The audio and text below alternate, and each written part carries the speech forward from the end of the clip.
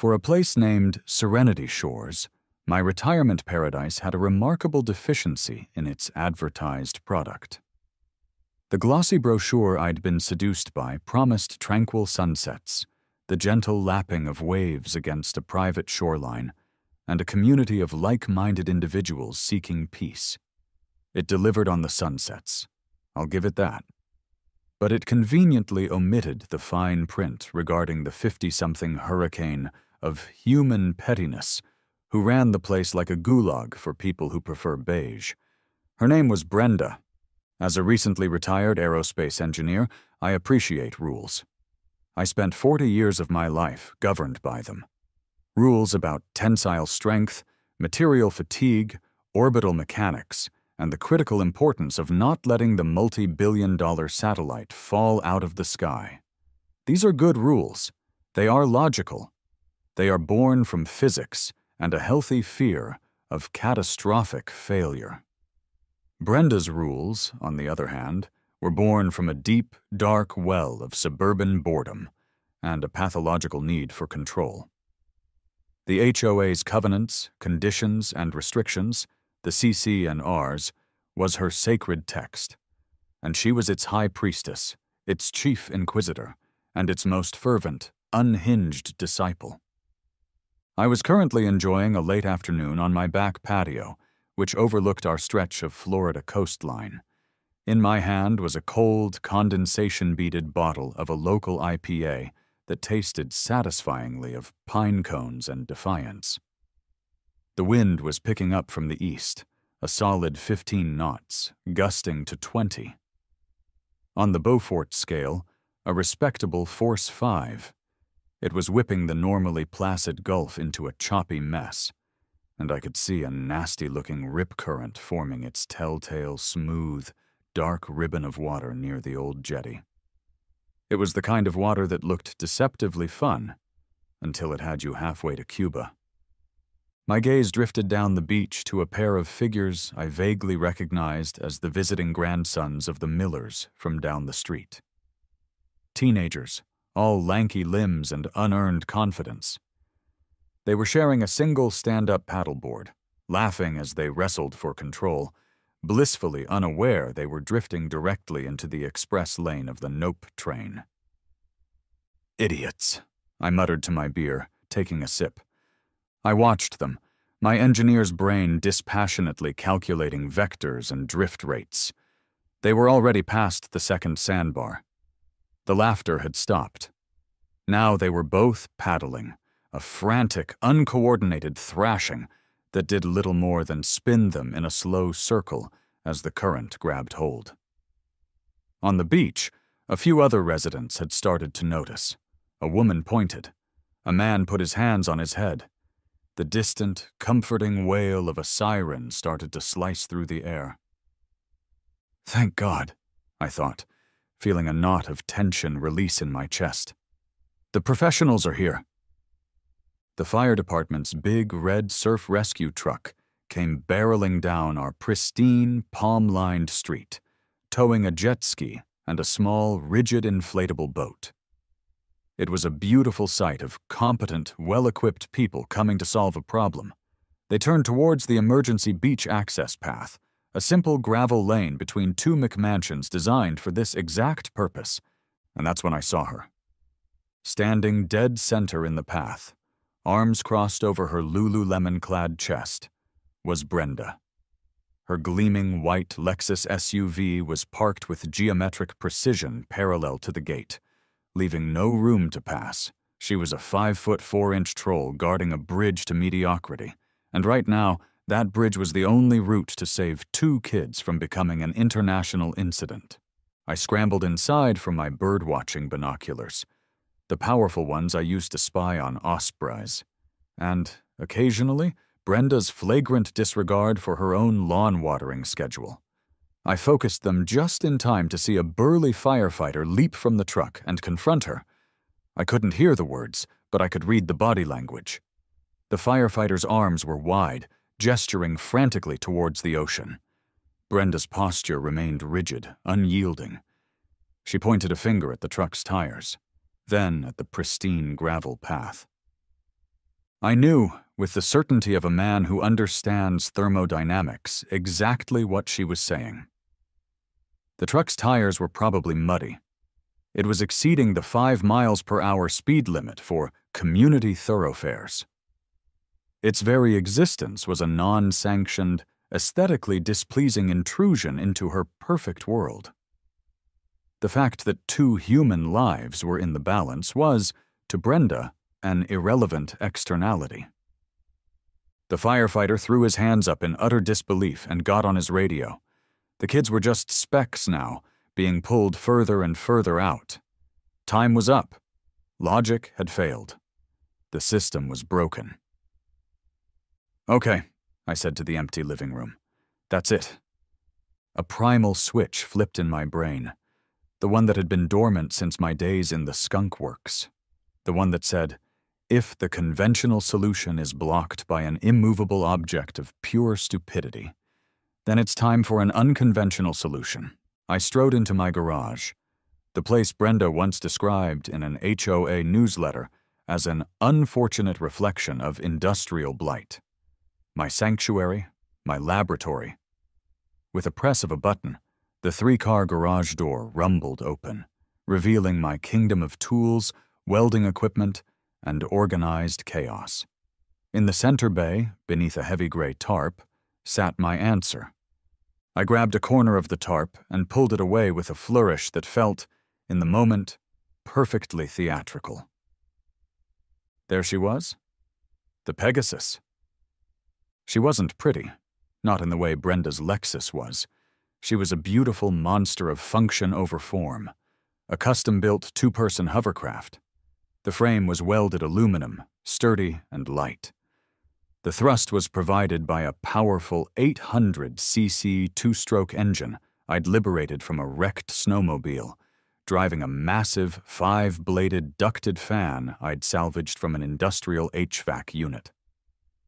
The lift, the magic that made it all work, came from a smaller, quieter riding lawnmower engine positioned midship, pushing air down into a skirt of heavy-duty Hippolon fabric I had stitched together myself on a machine designed for sewing sales. The controls were a simple handlebar setup for steering and a thumb throttle for go. It was loud, it was absurd, and it was glorious. Most importantly, it was technically legal. I knew because, on a rainy Tuesday fueled by spite and a bottle of scotch, I had read the entire 180-page HOA Bible. I read every soul-crushing, beige prose sentence. The document had painstakingly detailed rules for boats, jet skis, canoes, kayaks, and even inflatable recreational apparatuses. But the word hovercraft was nowhere to be found. It was a loophole you could fly a B-52 through, a glorious, beautiful, magnificent loophole. The clock was ticking. My movements were precise, a checklist burned into my memory from countless hours of tinkering. Minute 1, fuel lines on, both engines. I squeezed the primer bulb for the big 2-stroke until it was firm. Minute 2, I yanked a life vest off a hook and pulled it on, snapping the buckles. I grabbed the motorcycle helmet that hung next to it. Not for the safety, really, but for the built-in Bluetooth speakers I used to pipe in classic rock. Today's mission would be sponsored by AC/DC. Minute 3, I grabbed the pull cord for the lift engine. It sputtered once, twice, and then roared to life with the familiar, friendly sound of 1,000 lawns being mowed at once. The Pegasus groaned, shuddered, and then rose a foot off the polished concrete floor, floating with a gentle, humming stability. The feeling of a 600-pound machine floating on a cushion of air never got old. Minute 4, I swung my leg over, settled into the surprisingly comfortable padded seat, and hit the ignition for the thrust engine. The roar that followed was not friendly. It was a visceral, chest-thrumming snarl of pure, unadulterated 2-stroke power. It rattled the tools on my pegboards. It shook the windows in their frames. It was the sound of righteous indignation given a voice. I thumbed the throttle. The Pegasus shot out of my garage like a cork from a champagne bottle. It slid across my perfectly manicured St. Augustine grass, a clear violation of Section 12, Paragraph B, concerning lawn and turf integrity, leaving a gently flattened trail in its wake. It navigated the gentle slope of the decorative sea grape embankment, violation of Section 14, landscaping and flora preservation, and then hit the sand. The transition was seamless. The craft glided over the beach, a bizarre apparition of noise and purpose. I saw the faces of the onlookers turn from the ocean towards me, their expressions a perfect cocktail of confusion and awe. I saw the firefighters, who just stood there, mouths agape. And then I saw Brenda. Her face, already a mask of fury, was contorting into something I could only describe as apocalyptic rage. Her mouth opened, but the sound was swallowed by the glorious symphony of my engines. I locked eyes with her for a split second. I gave her a John Arry two-fingered wave from my helmet, a gesture of pure, unadulterated cheek. Then I pushed the throttle to the stop, aimed for the horizon, and the Pegasus surged forward, leaving Brenda, her Lexus, and her petty kingdom of rules in a cloud of sand and defiance. The craft hit the water's edge, and without a moment's hesitation we were airborne over the waves, on our way to do the one thing Brenda's rulebook had never accounted for. The right thing. The ride out was a violent, exhilarating blur. The Pegasus wasn't designed for choppy seas. It was a marsh and river runner. It skipped and slammed over the waves, a constant, bone-jarring percussion that would have been terrifying if I wasn't so completely focused. Thunderstruck was blasting in my helmet, providing a suitably epic soundtrack. I reached the boys in what felt like seconds, but my internal clock told me was just under a minute and a half. Their faces were white with fear, their arms exhausted from clinging to the paddleboard. "You two picked a hell of a day to learn about rip currents," I yelled over the roar of the engines, pulling alongside them. "Get on, quickly!" They scrambled onto the flat, railed deck space in front of my pilot's seat, dragging their board with them. "Whoa, what is this thing?" the one named Josh yelled, his eyes wide as dinner plates. "This," I yelled back, "is what happens when an engineer gets bored. Hang on." I spun the hovercraft around and pointed it back to shore. The trip back was slower, more deliberate, but no less noisy. As we approached the beach, I saw the scene had transformed. The official Coast Guard boat was just arriving, its blue lights flashing impotently. The crowd of residents on the beach had swelled, and standing near the emergency path, looking like they were mediating a hostage crisis, were two of Serenity Shore's finest, Officers Miller and Davis. I brought the Pegasus to a gentle, sand-spraying stop about 20 yards from the waterline. I killed the engines, and the sudden silence was deafening, broken only by the crash of the surf and a smattering of applause from the beachgoers. The boys' parents sprinted across the sand, a torrent of relieved sobs and frantic hugs.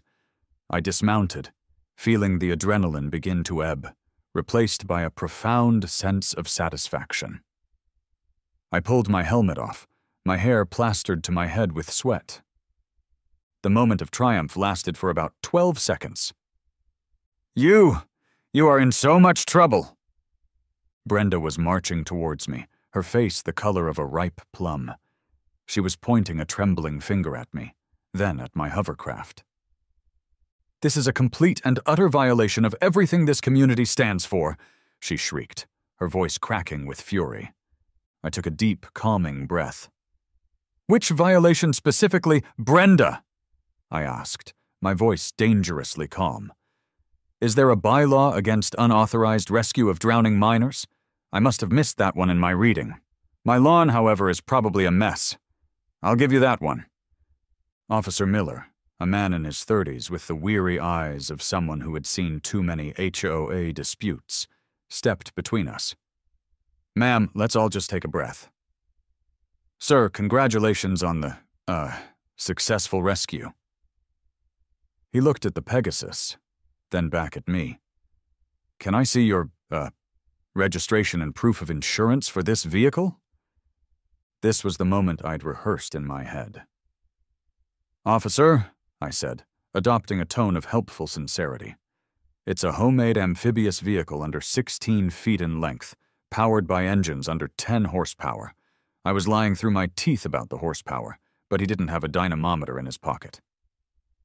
According to Florida Statutes 328.03, it doesn't require titling or registration if used exclusively on private lakes and ponds." I paused for effect. "And for occasionally annoying my HOA president, which I believe is a protected activity." Officer Davis, Miller's older, more grizzled partner, snorted under his breath. Miller just looked tired. "So it's not a boat?" "It's a hovercraft," I said. "It's technically an aircraft that operates in ground effect, or it's a boat with no hull, or it's a car with no wheels. The law is wonderfully vague on the subject. Take your pick." Brenda was practically vibrating. "Arrest him! He damaged community property. He made an unauthorized modification to his lawn. Noise violation. He's a menace." Miller held up a hand. "Ma'am, I can't arrest a man for saving 2 people, even if his lawnmower is excessively loud. We're going to take everyone's statements. For now, everyone just needs to go home." He looked at me. "Sir, I'd recommend keeping that thing parked for a bit while we figure out what in the hell it is." "Will do, officer," I said with a nod. I knew this was just the prelude. The real war wasn't going to be fought on the beach, but on paper. The next morning, as I was sipping my coffee and surveying the flattened path on my lawn with a strange sense of pride, I saw him. The HOA's official compliance officer, a pimply teenager named Kevin who zipped around the neighborhood in a golf cart, wielding a clipboard like a scepter of judgment. He stopped at my house, and with the grim determination of a medieval messenger nailing a proclamation to a church door, he affixed a thick sheaf of papers to my front door with packing tape. I let him finish his solemn duty before walking out. "Heavy stuff today, Kevin?" I asked cheerfully. He just shrugged and drove off, trying not to make eye contact. I peeled the bundle off my door. It was a thing of beauty, a masterpiece of bureaucratic retaliation, a paper tsunami. I sat down on my porch swing and read them aloud to an imaginary courtroom audience. "Violation number 1, unapproved watercraft," I read, a grin spreading across my face. "Fine, $200. My response? Please see attached Addendum A, which is a copy of the HOA bylaws with the words boat, jet ski, canoe, and kayak highlighted. Please also note the conspicuous absence of the word hovercraft. My vehicle is no more a boat than a pelican is a jet ski." Violation number 2, damage to community property, specifically ruts on the lawn adjacent to the beach access path caused by an unapproved vehicle. I chuckled. "Fine, $500 plus cost of remediation." My response? The vehicle in question operates on a cushion of air, exerting a ground pressure of approximately 0.5 pounds per square inch, roughly equivalent to a seagull with a big lunch. Brenda's Lexus, for comparison, exerts 30 psi. The ruts were flattened grass blades, which have since recovered. I've attached a photograph as evidence, along with a brief physics lesson on ground effect. Violation number 3, noise violation. Exceeding the 50 decibel limit for residential daytime hours. Fine, $100 per incident. My response? I demand certified, time-stamped, and calibrated decibel readings from the alleged incident. A subjective, "it was really loud," from a chronically disgruntled individual does not meet the evidentiary standard. For all you know, it was the sound of freedom.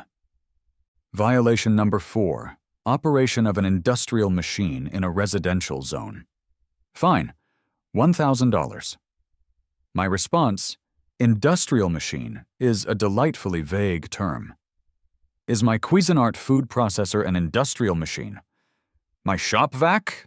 My vehicle's engines are sourced from consumer recreational products, a lawnmower and a snowmobile. They are no more industrial than Brenda's SUV, which has its roots in commercial trucking. And the pièce de résistance. Violation number 5, failure to submit project plans to the Architectural Review Committee for an exterior modification. Fine, $500. My response? My hovercraft is not an exterior modification. It is a vehicle. It is parked in my garage. When I drive my car out of my garage, is that an exterior modification? I am seeking clarification on whether I need to submit plans every time I back out of my driveway. I spent the rest of the day drafting my official responses, each one a meticulously crafted blend of engineering precision, legalistic jargon, and pure, unadulterated sarcasm. I cited specific statutes, bylaws, and even basic principles of physics. I printed them on high-quality paper, signed each one with a flourish, and hand-delivered them to the HOA office drop box. This was war, and I was bringing superior firepower. A few days later, the escalation arrived in the form of a large, beat-up Ford F-250 with D&G General Contracting stenciled on the side. 2 men, built like industrial refrigerators, heaved themselves out of the cab.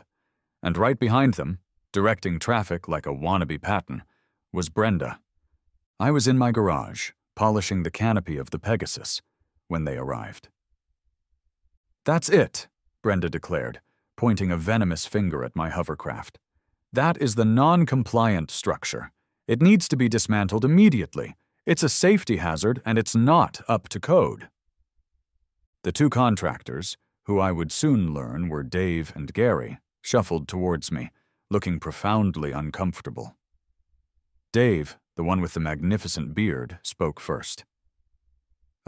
Hey, ma'am here hired us to, take down your boat thingy." I wiped my hands on a rag and smiled warmly. "Gentlemen, welcome to the asylum. The head inmate seems to be giving the orders today. Coffee? Let's have a civil conversation before you start swinging hammers you'll end up paying for, because my lawyer, who is me, is extremely litigious and has far too much time on his hands." Their expressions softened slightly. Brenda, however, bristled. "There is nothing to discuss. This is a violation. Dismantle it." "Dave, Gary," I said, ignoring her. "Come on in. Let me show you what you're up against."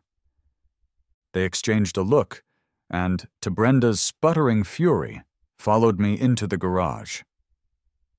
I didn't just show them the hovercraft. I opened the engine compartments.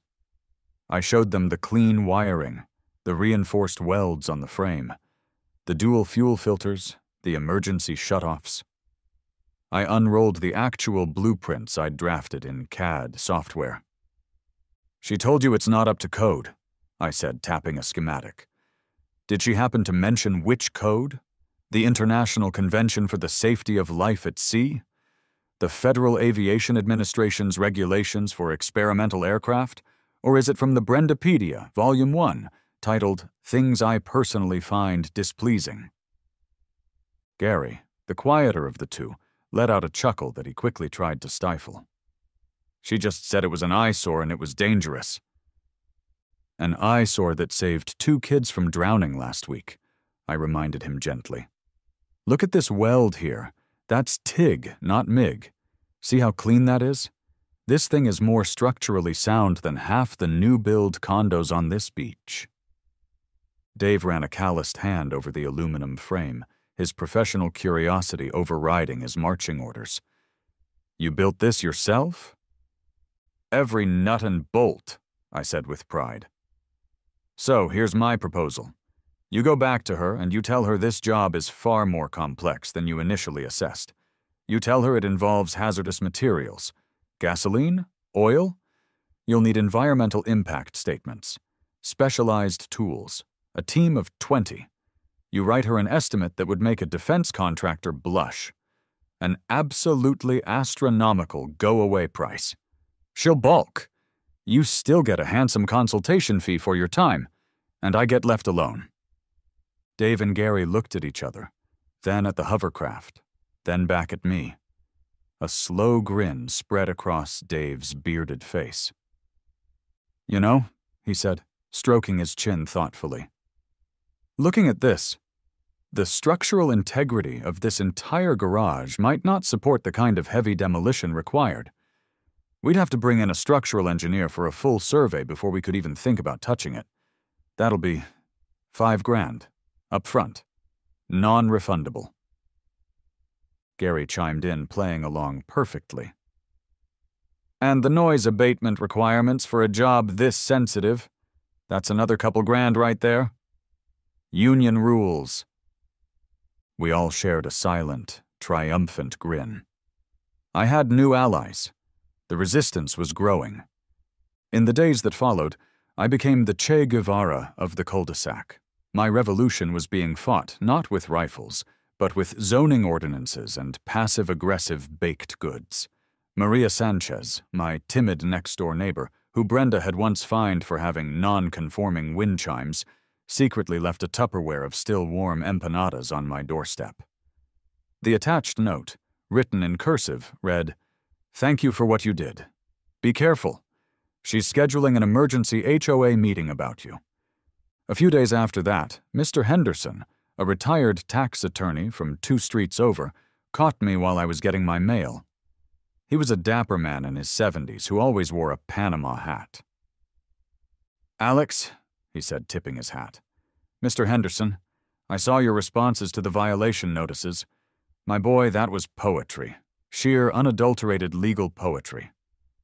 He handed me a business card. A piece of free advice from one warrior to another. Before that meeting, file a formal harassment complaint with the board. Document every interaction, every notice, every visit from her contractors. Frame her as the aggressor. It completely changes the legal dynamic from you being the defendant to you being the victim seeking redress. Go on the offensive. Even Kevin, the compliance teenager, started giving me a subtle nod whenever he passed. A tiny act of rebellion when he was sure Brenda wasn't watching. The community was a powder keg of resentment, and I had just lit the match. The official summons arrived via certified mail a week later. An emergency meeting of the Serenity Shores Homeowners Association was being called. The sole item on the agenda, to discuss the conduct of the resident at 112 Seabreeze Lane and to vote on possible sanctions, including forced remediation and levying of special assessments for conduct detrimental to the community. I smiled as I read it. They had just invited me to bring my war into their throne room. The community clubhouse was a temple of beige. Beige walls, beige carpet, beige folding chairs. The air was thick with the smell of weak coffee and simmering suburban tension. About 30 residents were scattered around the room, their faces a mixture of curiosity, fear, and clandestine support. At the front, behind a long folding table, sat the 3-person HOA board. Brenda, flanked by 2 neutered yes-men I knew only as Bob and Stuart. Brenda called the meeting to order with a sharp rap of a gavel that was clearly her own personal property. She launched into a prepared speech, her voice dripping with melodrama. She painted me as a rogue agent, a reckless menace who had shattered the tranquility of their idyllic lives. "This unlicensed, deafening, monstrous machine is a blight on our shores and a danger to us all," she proclaimed, her voice rising. "It represents a total disregard for the rules that protect our property values and our very way of life. What's next? A hot air balloon? A personal submarine operating out of his garage? Where does the madness end? We must send a clear message that this kind of behavior will not be tolerated." She laid out the evidence, the photos of my flattened grass, the stack of violations, a wildly exaggerated account of the noise. She proposed a vote to fine me $10,000 and to legally compel me to have the Pegasus dismantled and removed by a board-approved contractor. Then it was my turn. "The board recognizes the resident at 112 Seabreeze Lane," Brenda said, her voice laced with acid. I walked to the front of the room, not in a suit, but in my usual comfortable polo and jeans. I was carrying my laptop. I connected it to the small projector they had set up.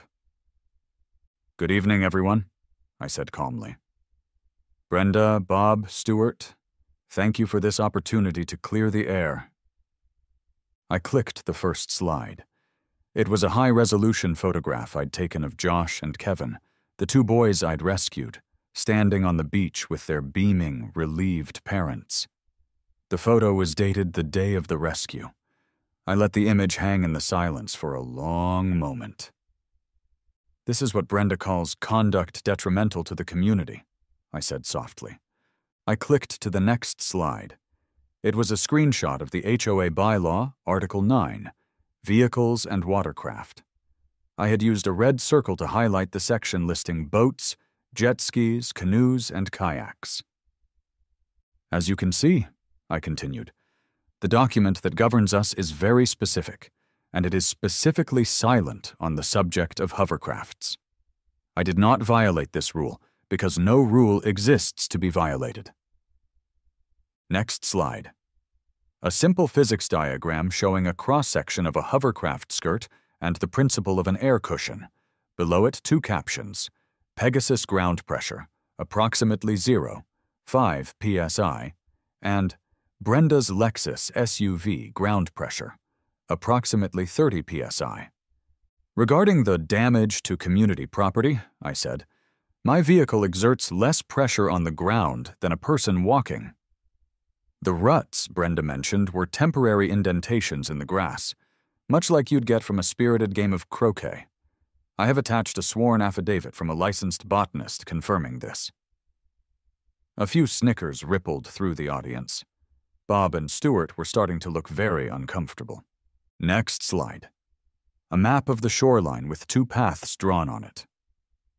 Path A, my route to the victims. Total time 94 seconds. Path B, the official rescue's route, had they not been illegally detained. Estimated time, including negotiating with the human roadblock, 8 to 10 minutes. I turned to face the residents. Brenda is right about one thing. I did violate a rule. It's an unwritten one, but it's the most important one she enforces. I violated the rule that says we should value tidiness over tolerance. I violated the rule that says aesthetics are more important than action. The rule that says we should stand by and wait for permission while people are in danger. I plead guilty to breaking that rule. I chose to save 2 lives instead of worrying about my lawn. If that's conduct detrimental to the community, then I guess I'm detrimental. I was about to deliver my closing argument when a hand went up in the audience. It was Maria Sanchez. She stood up, her hands trembling slightly. "Brenda," she said, her voice quiet but clear. "You fined me $100 last month because my wind chimes were made of bamboo and not, quote, an approved metallic alloy. The month before that, you sent me a notice because my grandchildren were drawing on the sidewalk with chalk. This isn't about the rules. It's about you. It's about control." She looked at me. "I think Alex is the best neighbor this community has had in years." It was like a dam breaking. Another hand shot up, an older gentleman. "She made me dig up my prize-winning azaleas because they were half an inch over the height limit." Another voice. "My brother couldn't park his truck in my driveway for 2 hours while we moved a sofa." The room erupted in a chorus of grievances. Brenda sat there, stunned into silence, her face paling. Bob and Stuart looked like they wanted to be swallowed by the beige carpet. Into the chaos, Mr. Henderson stood up, projecting an aura of pure legal authority. "Point of order, Madam President," he boomed. Given the overwhelming testimony of dissatisfaction with the current leadership, I would like to make a motion. I move for a vote of no confidence in the presidency of Brenda." He paused, looking her right in the eye. "Effective immediately." The motion was seconded so fast it was a blur. A frantic, hand-counted vote was taken. The result was a landslide, 28-2. The two dissenters were Brenda herself, and a woman in the front row I was pretty sure was her sister. Brenda just sat there for a moment, her entire world collapsing. Then, without a word, she stood up, grabbed her oversized purse and her personal gavel, and stormed out of the clubhouse. For the first time since I'd moved in, she was completely, utterly speechless. The aftermath was glorious. Mr. Henderson was reluctantly installed as the interim president, promising a full review of the bylaws with a new common sense amendment. A week later, Dave and Gary's truck was back in my driveway. They weren't there for demolition. They were building me a proper launch ramp, cleverly disguised as a decorative, multi-tiered patio extension made of Trex decking. It was fully compliant with every architectural rule, and they did it for the cost of materials. "Consider it a public service," Dave said with a wink. A few days after that, Officer Miller's cruiser idled next to me while I was checking my mail. He leaned out the window, sunglasses hiding his eyes. "Heard about the coup," he said, a small smile playing on his lips. "Just so you know, the chief thought what you did was unorthodox but highly effective. We're updating our beach access protocols. The town might even buy a small hovercraft of its own. You started something." He gave me a crisp nod. "Nice work." The final piece of mail from the HOA arrived a month after the meeting. It was a formal letter, on official letterhead, rescinding every fine and violation notice. Tucked inside was a handwritten note from Mr. Henderson. "Alex, the Serenity Shores Homeowners Association would like to formally request that you consider making your surf rescue hovercraft available on a voluntary on-call basis for future emergencies. A small stipend of $100 a month can be discussed to cover fuel and maintenance. Regards, Bill Henderson, interim president and your new biggest fan, which brings me to tonight. I'm back on my patio, in the same chair, sipping the same brand of IPA. The sun is setting, painting the sky in hues of orange and purple that even Brenda couldn't find fault with. It's quiet. Genuinely, serenely quiet. The Pegasus is parked neatly on its new launch pad, a silent, slumbering beast. They offered me a stipend. I told them to forget the money and just put it towards a bigger grill for the community clubhouse. We had a neighborhood BBQ last weekend. It was the first one in 5 years. Peace and quiet. That's all I ever wanted when I moved here. And in the end, I got it. It just took a 20-horsepower lift engine, a whole lot of noise, and a head-on collision with a woman wound tighter than the mainspring in a Swiss watch. I take a long, slow sip of my beer. The taste of piney victory sweeter than ever. I look out at the calm, darkening ocean. A new thought sparks, unbidden, in the engineering recesses of my mind. "A personal submarine," she said. Now there's an idea. I pull out my phone and type a new search into the browser. HOA bylaws, Serenity Shores submersible. The search comes back with 0 results. I smile, a deep, genuine, serene smile. The night is full of possibilities.